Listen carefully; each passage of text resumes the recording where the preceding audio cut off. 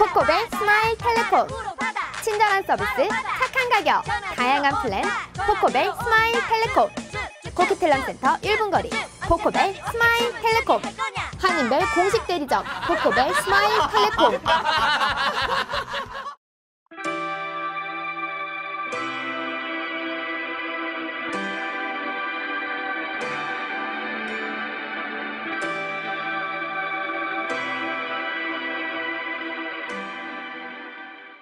지난해부터 시작된 미국의 양적 완화 축소에 대해 국제통화기금이 속도가 너무 빨라 신흥국들의 경제에 악영향을 주고 있다며 경고에 나섰습니다. 국제통화기금은 미 연방준비제도 측에 타 국가의 중앙은행 측과 긴밀하게 협조하고 충분히 소통하라고 주문했습니다. 국제통화기금 IMF가 미국 등 선진국의 테이퍼링, 즉 양적 완화 축소 등의 출구 전략 속도가 약화된 글로벌 경제 회복 속도에 비해 너무 빨라 신흥국에 충격을 주고 있다고 경고했습니다. 19일 월스트리트 저널 등 외신에 따르면 IMF는 오늘 22일과 23일에 예정된 G20 재무장관 및 중앙은행장 회의에 앞선 보고서를 통해 G20 국가를 포함한 선진국이 세계 경제 성장을 이끌고 있고 글로벌 경제가 위기에서 완전히 벗어나지 못한 만큼 서로의 협력이 필요하다며 이같이 밝혔습니다. IMF는 신흥국에선 자본 유출과 금리 인상, 통화가치 절하, 인플레이션 등이 문제로 부상하고 있는 반면 유럽은 수요와 성장을 위축시킬 수 있는 디플레이션을 보이고 있다고 우려했습니다. 특히 이머징 마켓에서 불거지고 있는 문제로 인해 일부 국가에 투자된 자금이 이탈하고 성장을 둔화시키고 있다며 일부 신흥 국가들은 연방준비제도의 테이퍼링 정책에 불만을 표시하고 있다고 지적했습니다. 미국의 양적 완화 정책 축소 방침이 신흥국 경제가 흔들리는 등 전 세계에 부정적인 영향을 미치고 있다며 테이퍼링 속도를 조절하는 동시에 타 국가 중앙은행들과 긴밀하게 협력하고 충분하게 소통해야 한다고 전했습니다. 한편 IMF는 올해 글로벌 경제 성장률에 대해서는 지난 1월 발표된 수치와 비슷한 3.75%로 전망했습니다. 2015년에는 4%로 상승할 것으로 내다봤습니다. 투자 이민자들을 세금 포탈범과 언어 미숙자들로 표현한 연방정부의 투자 이민제도 폐지 발표문 논란이 확산되고 있습니다. 연방정부는 지난 11일 투자 이민제도를 폐지하면서 현재의 투자 이민제도가 문제점이 있다고 지적하며 사례를 제시했습니다. 투자 이민자들이 가정부들보다도 10만 달러 적은 세금을 내고 있으며 투자 이민자들의 영어 실력이 형편없다는 내용입니다. 연방정부의 투자 이민자 비하 표현에 중국 커뮤니티를 중심으로 한 이민사회가 문제점을 제기하고 나섰습니다. 지난 18일 밴쿠버 키퍼 스트리트에 위치한 플로아타 중국 레스토랑에서 열린 모임에서 참가자들은 이번 연방정부의 투자 이민 폐지와 투자 이민자 비하 발표는 캐나다 국가의 정체성인 다양성을 정면으로 부정하고 있다며 특히 잘못된 정보를 바탕으로 이민자들에게 왜곡된 인식을 씌우는 것을 더 이상은 묵과할 수 없다고 주장했습니다. 이날 모임에는 언론인이며 사회운동가인 가브리엘 리와 캐나다 중국의회 회장인 데이브 초이, 변호사인 로렌스 윙, 커뮤니티 리더인 제임스 왕, 그리고 투자 이민으로 캐나다에 정착한 제임스 류와 찰리 지양이 나와 문제점을 지적했습니다. 모임을 주관했던 가브리엘 유는 이번 정부 발표를 보고 큰 충격을 받았다며 어떤 근거로 이렇게 이민자들을 폄하하고 있는지 의문이 든다고 말했습니다. 투자 이민자들이 가정부들보다 무려 10만 불이나 더 적게 세금을 낸다는 왜곡된 정보를 정부가 퍼뜨리고 있다며 세금 보고를 할 때 그 어디에도 투자 이민과 전문 인력으로 영주권을 취득했다는 것을 쓰는 항목이 없음에도 불구하고 정부는 허위 자료를 갖고 이민자들을 범죄자 취급하고 있다고 덧붙였습니다. 가브리엘은 중앙일보와의 전화 인터뷰에서 중국과 한국 커뮤니티 등 이민자 사회를 중심으로 정부의 이런 부당한 처사에 대응해야 한다고 주장했습니다. 그는 이민자들은 모국을 떠나 캐나다를 제2의 조국으로 생각하며 이곳에서 최선을 다해 삶을 살고 있는데 이런 대우를 받아야 하는 잘못된 정부의 인식을 바로 잡아야 한다고 말했습니다. 이민 전문가들은 정부의 정책이 잘못되었다고 지적하고 있습니다. 또한 교민사회 역시 이번 투자 이민 폐지에 들고 나온 정부의 이유에 대해 납득할 수 없다는 표정입니다. 결국 투자금을 올리고 투자 방식을 간접 투자가 아닌 직접 투자로 전환시키면서 세금을 좀 더 거두겠다는 속셈으로 보인다는 게 중론입니다. 이지공사의 웨스트켄의 최주찬 대표는 정부의 이민 정책은 경우에 따라 변경될 수도 있다고 전제했습니다. 그러나 이번처럼 투자 이민자들을 마치 탈세범 취급하는 것은 옳지 않다며 특히 기존에 투자 이민 수속을 밟고 있던 사람들의 서류마저 모두 반환한다는 것은 문제가 있다고 지적했습니다. 또한 한마음 이주공사의 이정화 실장도 투자 이민은 2년 전부터 접수를 하지 않고 있다며 이번 폐지는 그 연장선에서 이루어진 것으로 볼 수 있다고 설명했습니다. 그러나 투자 이민자들을 캐나다 사회의 암적인 존재로 표현한 것은 다양성을 정체성으로 하는 국가 정책과도 배치된다고 말했습니다. 한편 연방정부의 투자 이민 제도 폐지에 대해서도 한인 사회가 목소리를 높여야 한다는 지적이 나오고 있습니다. 미주중앙일보가 지난 13일과 14일 토론토에 있는 한인 자영업체들을 대상으로 조사한 결과 응답자의 절대 다수인 87%가 투자기업 이민제도의 폐지에 대해 반대 의사를 피력했습니다. 반면 투자기업 이민제도의 폐지에 찬성한다는 의견은 13%에 불과했습니다. 반대 이유로는 교민 사회에 미칠 악영향에 대한 우려가 대부분이었습니다. 밴쿠버 교민 사회도 예외는 아닙니다. 코키틀람에 거주하는 교민 김모 씨는 투자 이민 폐지에 대한 중앙일보 기사를 보고 도대체 어떤 근거로 연방정부가 이런 판단을 했는지 눈을 의심했다며 정부 발표를 보면 투자 이민자들을 마치 부동산 폭등의 주범으로 몰고 있는데 투자 이민자들이 낸 주택 관련 세금 그리고 차량과 물건을 구입하면서 낸 세금은 무엇이냐고 말했습니다.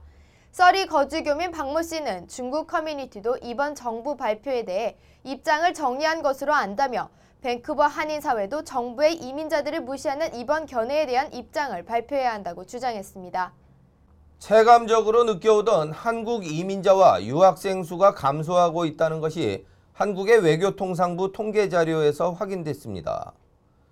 자료에 의하면 캐나다뿐만 아니라 전 세계적으로 한국인의 해외 이주와 유학이 줄어들고 있다고 합니다. 토론토 중앙일보가 보도했습니다. 캐나다로 오는 한국인 이민자와 유학생들의 수가 갈수록 감소하고 있는 것으로 나타났습니다. 한국외교통상부가 13일 발표한 해외 이주자 통계에 따르면 지난해 한국의 캐나다 이민자는 457명으로 전년에 비해 약 32%가 감소했습니다. 외교통상부가 발표한 자료에 따르면 캐나다 이민자는 지난 2002년 캐나다 이민자 수가 6,937명을 기록한 이래 해마다 감소 추세를 보여 2008년에는 2,075명으로 감소했습니다. 그 후 2009년 다시 3,483명으로 늘어났으나 2010년 2,721명, 2011년에는 2,315명으로 지속적인 감소를 보였으며 2012년 1,375명으로 대폭 감소한 이래 지난해인 2013년에는 457명으로 또 한 번 큰 폭 감소세를 보였습니다. 또한 지난해 신고된 이민자 중 약 95%에 해당하는 434명은 유학이나 주재원 파견, 취업 형태로 머물다 체류 신분을 얻어 현지에서 이주를 신고한 사람이었으며 한국으로부터의 가족 이민자는 23명에 불과했습니다. 가족 이민자는 2000년 9,295명을 기록하며 사상 최고의 한인 이민자 수를 나타난 이래 지속적으로 감소해왔으며 2008년 820명을 기록하며 세 자릿수로 떨어졌고 2011년에는 53명으로 기록되며 두 자릿수로 떨어졌습니다. 유학생 수도 지속적인 감소세를 보이고 있는 것으로 나타났습니다. 캐나다 연방이민성 통계자료에 따르면 한국 유학생 수는 2006년 15,537명으로 최고치를 기록한 이래 점차 감소해 2012년에는 7,212명을 기록했습니다. 한국인의 해외 이민자 감소는 캐나다에만 국한된 현상은 아닙니다.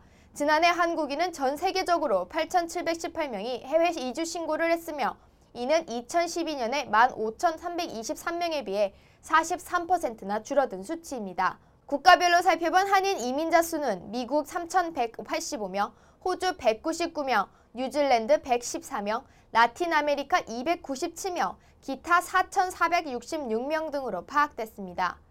BC준의 교육 예산 부족으로 각 학교들이 운영에 어려움을 겪고 있는 가운데 일부 학교는 영어가 모국어가 아닌 학생을 대상으로 하는 ELL 학생 수를 부풀려 별도 예산을 받아온 것으로 밝혀지면서 지탄을 받고 있습니다. 정규 학생 수에 따른 일반 예산 이외에 별도로 책정된 예산을 더 받기 위한 것인데요. 영어가 유창한 학생들까지 ELL 학생으로 분류하는 방식으로 학생 수를 늘렸다고 합니다. 밴쿠버시 남부에 위치한 샌포드 플레임 초등학교가 더 많은 예산을 받기 위해 ELL 학생의 수를 높게 책정한 것으로 밝혀져 충격을 주고 있습니다. ELL 클래스는 영어 의외의 언어가 모국어인 학생 대상 수업을 뜻하며 BC주의 학교들은 주정부 교육부로부터 ELL 학생들을 위한 추가 예산을 받을 수 있습니다. 추가로 받는 액수는 학생 한 명당 연 $1,000로 각 학생마다 최고 5년까지 지원됩니다. 이 예산은 ELL 학생들의 학업을 돕기 위한 특수 자료 및 시설을 갖추고 보조교사들을 채용하는 데 지출됩니다. ELL 학생들이 많이 재학 중인 학교들은 그만큼 더 많은 지원을 받을 수 있는 것입니다. 문제가 된 샌포드 플레밍 초등학교는 이 학교의 딸 크리스티나를 입학시킨 사라 퍼린 씨가 자신의 딸은 영어가 모국어인데 ELL 학생으로 분류되었다며 증언하면서 논란이 시작됐습니다. 그는 딸아이는 멕시코계 아버지의 성을 물려받았지만 스페인어는 배우지 않아 영어만을 구사하는 아이라고 말했습니다. 교육부의 진상조사 결과 크리스티나 양뿐만 아니라 이 학교의 유치부 학생 20명이 모두 같은 이유로 ELL 학생으로 분류된 것으로 드러났습니다. 학교 측이 학부모들에게 자녀가 ELL 학생이라는 사실을 입학 당시 알리지 않은 것 또한 문제가 되고 있습니다. 20명의 학생들의 부모들은 성적표에 집에서 영어를 더 많이 사용할 것을 권유한다고 적힌 ELL 대상 학생 총지문을 보고서야 이러한 사실을 알게 되었다고 합니다. 퍼린 씨는 집에서 오로지 영어만을 통해 소통하는 입장에서 매우 충격적인 일이라며 영국계 이름을 갖지 않아 생겨난 일이라면 이는 인종차별로도 여겨질 수 있다고 말했습니다. 한편 밴쿠버 교육청의 켄 드니케 씨는 ELL 학생 수를 거짓으로 측정하는 것은 교육부를 상대로 사기를 치는 것과 마찬가지라며 샌포드 플레밍 학교에 대한 정식 조사가 반드시 있어야 한다고 주장했습니다. CBC 뉴스가 보도한 바에 따르면 이 학교는 현재 재학생 중 과반인 51.4%가 ELL 학생으로 구분되어 있다고 합니다. 또한 이보다도 높은 ELL 재학률을 가진 학교들에 대해서도 영어가 서툰 학생의 비율이 아닌 영국계가 아닌 학생에 대한 통계일 수도 있다는 주장이 제기되고 있습니다. 인터넷상에서 컨텐츠를 다운받을 때 지불하는 컨텐츠 수수료가 지난해 전 세계적으로 총 570억 달러에 이른 것으로 알려졌습니다. 이는 전년 대비 30%나 증가한 것으로 온라인 컨텐츠의 유료화가 점차 활성화되는 추세입니다. 한국은 국민 1인당 액수에서 가장 많은 비용을 지불한 것으로 나타났습니다. 19일 CNBC에 따르면 지난해 전 세계 인터넷 사용자들이 다운받은 디지털 콘텐츠의 규모는 570억 달러에 달했던 것으로 알려졌습니다. 이는 전년 대비 30% 증가한 수치입니다. 시장 조사기관 IHS와 앱애니가 미국과 한국, 독일, 일본, 러시아, 영국의 온라인 다운로드 시장을 조사한 결과 미국이 여전히 강세를 나타냈고 일부 국가들도 성장 가능성을 보였습니다. 잭 켄트 IHS 모바일 미디어부 총괄 애널리스트는 전체가 아닌 1인당 다운로드 지출 기준으로 보면 한국이 1위를 기록했다며 이는 미국이나 영국보다 훨씬 높은 수치였고 온라인 음원 시장이 특히 강했다고 밝혔습니다. 실제로 한국의 4세대 네트워크 보급률은 50%로 세계 최고였습니다. 일본과 함께 최신 기기 도입률과 게임 앱의 활용도가 높아 온라인 디지털 시장의 급성장에 영향을 주고 있는 것으로 분석됐습니다. 한국과 일본 소비자들은 게임 앱을 가장 많이 이용하는 반면 영국에서는 온라인 음원 다운로드를 선호하는 것으로 나타났습니다. 하지만 영국도 올해에는 게임 부분이 음원 매출 규모를 넘어설 것으로 예상됐습니다. 아울러 영국이 유럽 국가 중 온라인 콘텐츠 다운로드 시장 규모가 가장 컸고 그 뒤를 독일과 프랑스가 이었습니다. 1인당 기기 보급 1위로 광범위한 부분에 걸친 인터넷 콘텐츠 소비 흐름을 보이고 있는 미국은 2012년과 2013년 게임 앱 시장이 가장 큰 성장을 했고 향후 온라인 영화 시장과 선두를 다툴 것으로 전망했습니다. 한편 러시아는 콘텐츠 업체들에게 강한 성장 기회를 제공하고 있어 주목받는 시장으로 꼽혔습니다. 흔히들 밴쿠버를 999당이라고 합니다. 천당 바로 밑이라는 뜻으로 그만큼 살기 좋다는 의미로 교민들 사이에서 자주 인용하는 말입니다. 밴쿠버 시민들뿐만 아니라 지구촌 각지의 사람들도 같은 생각인 모양입니다. 하지만 밴쿠버보다 더 살기 좋은 도시도 전 세계에선 4개나 더 있다고 합니다. 밴쿠버가 메르세르가 선정한 세계에서 가장 살기 좋은 도시 5위에 올랐습니다. 이 순위는 북미 지역에서 가장 높은 순위입니다. 메르세르가 발표하는 이 순위는 주로 세계의 기업들이 지사를 설립하거나 직원들을 해외 파견 보낼 때 주요 자료로 첨가하는 것으로 알려졌습니다. 이 순위에서 1위는 오스트리아의 비엔나가, 그리고 스위스의 관광도시 취리히가 2위를 차지했습니다. 3위에는 뉴질랜드의 가장 큰 상업도시 오클랜드가, 4위는 독일의 미넨이 올랐습니다. 북미 지역에서는 밴쿠버 외에도 캐나다 도시들이 상위권을 휩쓸었습니다. 수도인 오타와가 14위를, 토론토와 몬트리올이 15위와 23위로 나란히 뒤를 이었습니다. 그리고 미국의 도시 중 가장 살기 좋은 곳은 27위를 기록한 샌프란시스코였습니다. 아시아 지역에서 25위에 오른 싱가포르가 가장 높았으며 도쿄가 43위, 고베가 47위 등 일본의 도시들이 높은 순위를 기록했습니다. 한국은 삶의 질이 발전 중이라는 평가를 받았으나 교통 혼잡 및 물가, 생활 여건이 악화되고 있어 순위는 여전히 낮았습니다. 충청도에 위치한 천안이 98위를 기록한 것이 눈길을 끌기도 했습니다. 한편 중국의 도시들은 공기 오염 등의 이유로 순위가 더 하락했습니다. 총 223개 도시를 39가지 항목으로 평가한 이 순위에서 223위는 며칠 전에도 20명 이상이 숨지는 등 폭탄 테러가 주기적으로 발생하고 있는 이라크의 수도 바그다드가 차지했습니다. 고질적인 치안 문제를 안고 있는 남미 지역의 대도시들 역시 200위 이하의 최하위에 머물렀습니다. 지난해 해변가에서 산책 중 자신의 퍼그종 애완견을 물은 핏불 테리어견을 죽인 남성에 대해 밴쿠버시 검찰이 기소하지 않기로 결정을 내렸습니다.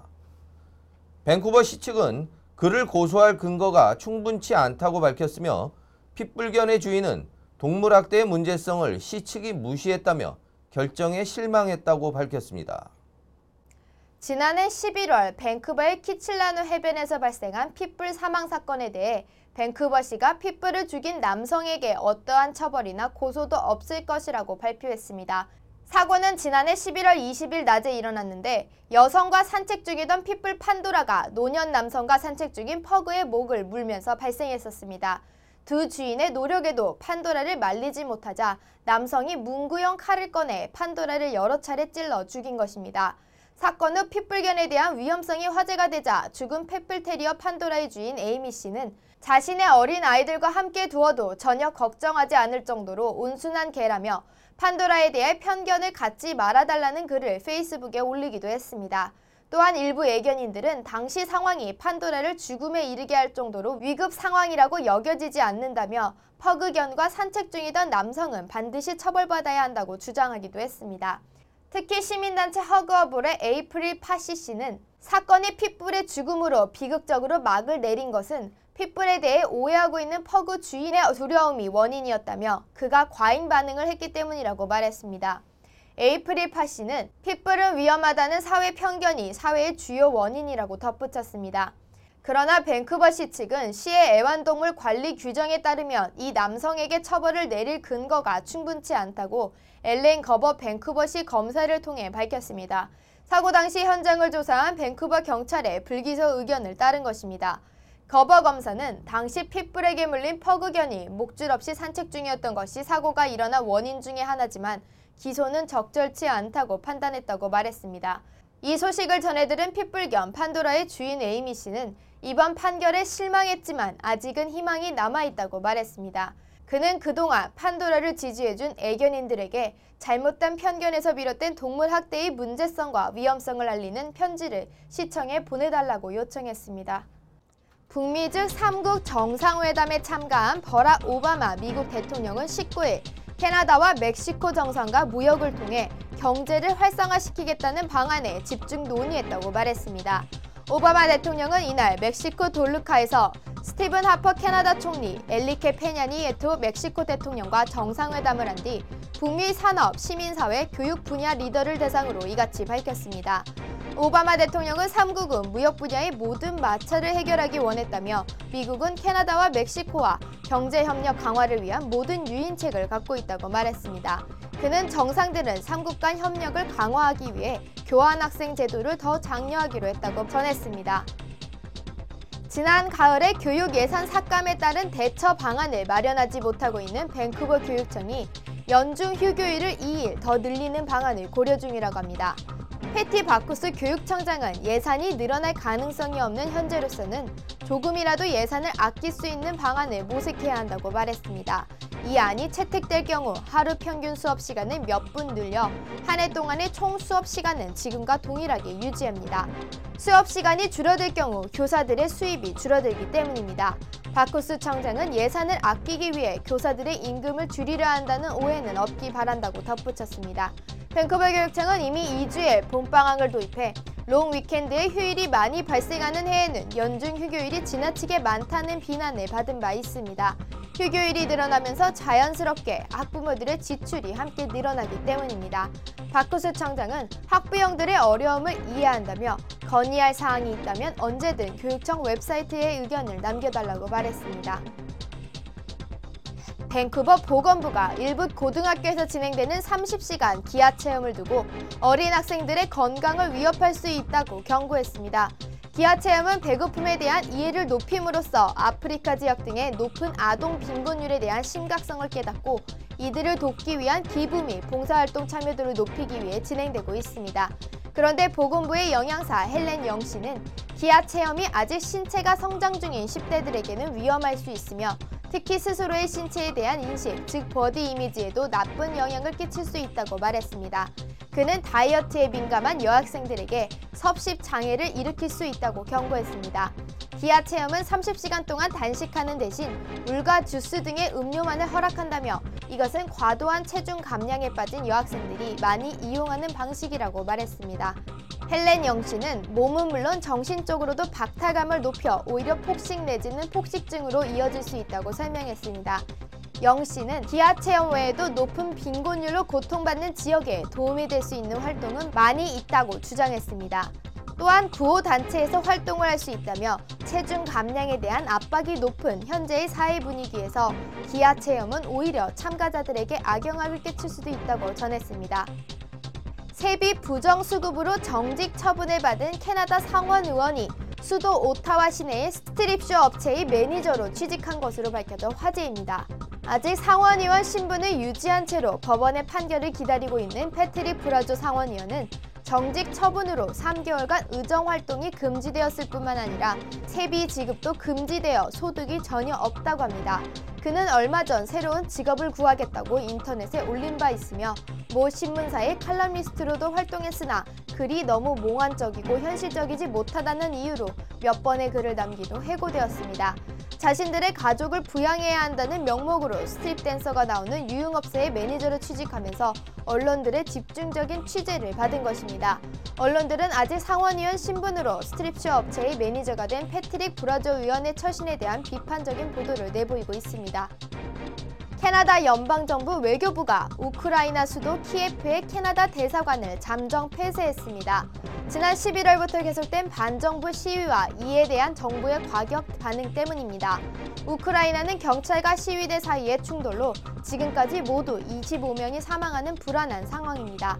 대사관 폐쇄를 누구보다 강력하게 건의해온 제임스 배잔과 테드 오피즈 두 하원 의원은 공식 성명을 통해 빅토르 야누코비치 우크라이나 대통령과 그의 정부가 국제적 신의를 잃고 있다고 발표했습니다. 존 베어드 외무부 장관 또한 현재 무역 관계에 제한을 두는 등 우크라이나 정부의 폭력적 행보를 막을 수 있는 외교적 방안을 검토 중이라고 말했습니다. 현재 미국과 유럽연합 역시 우크라이나를 대상으로 외교 및 경제 대안 조치를 검토 중입니다. 국제사회 일부에서는 점점 격화되는 우크라이나 반정부 시위를 두고 내전으로 번질 위험성을 경고하고 있습니다. 토론토의 한 종합병원이 심장 수술 과정을 트위터를 통해 생중계해서 화제입니다. 토론토의 서비브룩 병원은 20일 오전 8시부터 시행되는 심장질환 환자의 바이패스 수술 전 과정을 트위터를 통해 공개할 예정이라며 19일 CBC를 통해 밝혔습니다. 20일 트위터를 통해 수술이 공개되었으며 의료진은 수술이 성공적이었다고 밝혔습니다.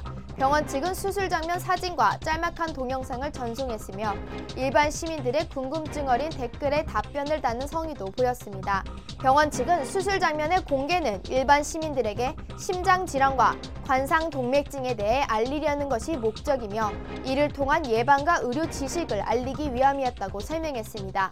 2012년 5월 9일 미국 휴스턴의 메모리얼 허만 병원이 뇌수술 과정을 트위터로 공개하면서 첫 번째 사례를 남기기도 했지만 캐나다에서 이 같은 의료 행위의 공개는 처음이라고 합니다. 놀스쇼 구급대의 응급구조 요청을 가장한 장난 전화가 도를 넘을 정도로 빈번하게 발생하고 있다고 합니다. 고 팀 존스 팀장의 사망 이후 그의 뜻을 이어 구조 활동을 하고 있는 놀스쇼 구급대가 잇따른 장난 전화에 대한 대책 마련에 나섰습니다. 구조대는 지난 17일 저녁 구조 요청 신고를 받고 사이프러스 마운틴에서 실종된 스노보드를 찾던 중 사이프러스 마운틴 스키장에서 길을 잃었다는 또 다른 신고 전화를 받았습니다. 그러나 경찰의 발신자 추적 결과 신고 전화는 스키장이 아닌 노스 밴쿠버의 한 주택에서 걸려온 것으로 밝혀졌습니다. 신고자를 구조하기 위해 신고 전화의 발신 위치를 추적하던 웨스트 밴쿠버 경찰은 신고자가 노스 밴쿠버에 거주하는 10대인 것으로 확인했습니다. 그러나 현재 이 학생은 신고 전화는 전화를 빌린 사람이 한 짓이라고 주장하고 있으며 경찰은 진위를 파악 중입니다. 제프 팔머 경관은 다른 곳도 아닌 구조대에 장난 전화를 거는 것은 타인의 생명을 위협할 수 있다는 것을 알아야 한다며 문제의 심각성을 설명했습니다. 팔머 경관은 구조대뿐만 아니더라도 911 등의 신고 전화는 응급 상황에만 이용해야 한다는 것을 잊지 말라고 주민들에게 당부했습니다. 소치 동계올림픽을 통해 올림픽에 6번째 출전한 스피드스케이팅의 이규혁 선수가 한국에서 큰 화제가 된 바 있습니다. 캐나다 팀에도 동계올림픽에 4번째로 출전한 선수가 있어 화제입니다. 노스 밴쿠버 출신의 스노우보더 마일 리커 선수입니다. 리커 선수는 2010년 밴쿠버 올림픽에서 크로스 종목에서 금메달을 획득해 고향에서 금메달을 목에 건 첫 번째 캐나다 여성으로 기록되기도 했습니다. 그러나 리커는 이번 소치 올림픽에서는 운이 따라주지 않았습니다.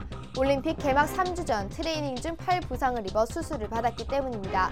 리커는 CBC 라디오 방송과의 인터뷰에서 스타트가 좋지 못했다며 부상 자체가 문제였기보다는 그 영향으로 리듬이 다소 깨져 있었다며 만족스럽지 못한 결과를 두고 부상 탓을 하고 싶지는 않다고 말했습니다. 그는 같은 캐나다 팀의 도미니크 멀티스가 크로스 종목에서 은메달을 획득하자 팀메이트로서 너무 자랑스럽다고 말했습니다. 4년 뒤 평창 올림픽에 대한 질문에는 만약 평창에 가게 된다면 나 스스로도 놀라울 것이라며 가능성이 낮음을 시사했습니다. 코키틀람에 거주하는 한 남성이 편의점 체인 세븐일레븐과 코키틀람시를 상대로 고소했습니다. 엘버트 드림 씨는 지난해 10월 코키틀람의 브루넷 에비뉴에 있는 세븐일레븐에서 물건을 사고 나오던 중 맨홀이 제대로 닫혀있지 않아 그 아래로 떨어졌다고 BC주 대법원에서 증언했습니다. 그는 이 사고로 인해 무릎과 다리 그리고 오른손에 큰 부상을 입었다며 이 부상으로 인해 한동안 일을 나가지 못해 경제적인 피해도 크다고 말했습니다. 그는 맨홀이 제대로 닫혀있지 않았던 것은 세븐일레븐의 부주의임과 동시에 코키틀람시의 관리 태만이라고 주장했습니다. 이에 따라 자신의 입은 부상에 대한 치료비와 경제적인 피해 보상을 요구했습니다. 주 밴쿠버 총영사관이 지난 17일부터 교민들을 대상으로 공인인증서 발급 서비스를 실시하고 있습니다. 공인인증서를 발급받으면 전자민원, 인터넷 뱅킹, 온라인 쇼핑, 연말정산, 보험 신청, 가족관계 등록부 발급 등 한국과 관련된 각종 온라인 서비스를 쉽게 이용할 수 있습니다.